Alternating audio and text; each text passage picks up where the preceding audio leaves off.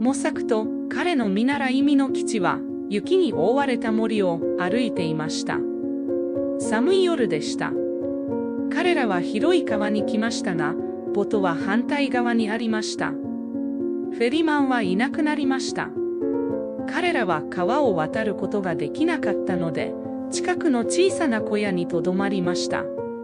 モサクはすぐに眠りに落ちました。ミノキチはしばらく目を覚ました。彼は風が吹いているのを聞き、雪がドアにぶつかった。その後ミノキチは眠りに落ちました。雪が顔を吹き飛ばしたとき、彼は目を覚ました。ドアが開いた。部屋に白い服を着た女性が立っていました。彼女はとても美しく淡い肌と長い髪でした。彼女はモサクに歩いて、彼に冷たい空気を吹きました。それから彼女はミノキチに来ました。彼女の息は氷のように感じました。私は老人のようにあなたを殺すつもりでした。しかし、あなたは若くてハンサムです。私はあなたに生きさせます。しかし、あなたが見たものを誰にも教えてはいけません。もしそうなら私は戻ってきて、あなたを殺しますと、彼女は言いました。それから彼女は雪の中に姿を消した。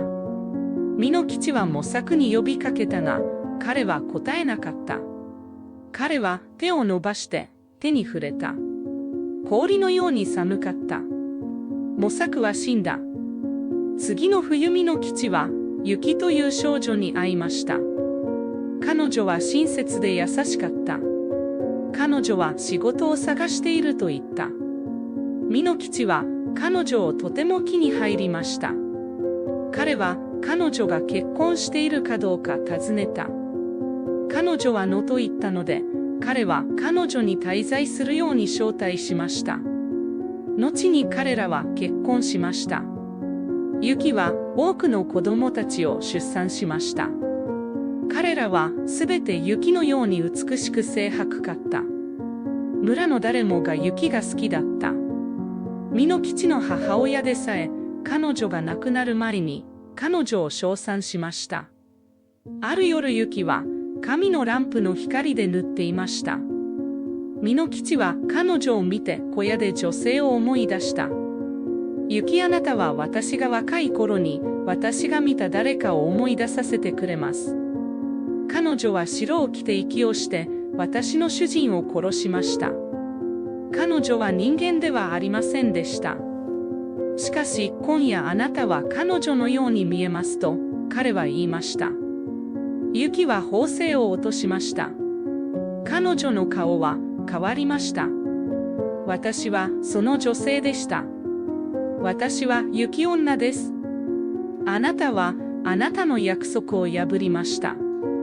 私たちの子供たちが寝ていなければ、私は今あなたを殺します。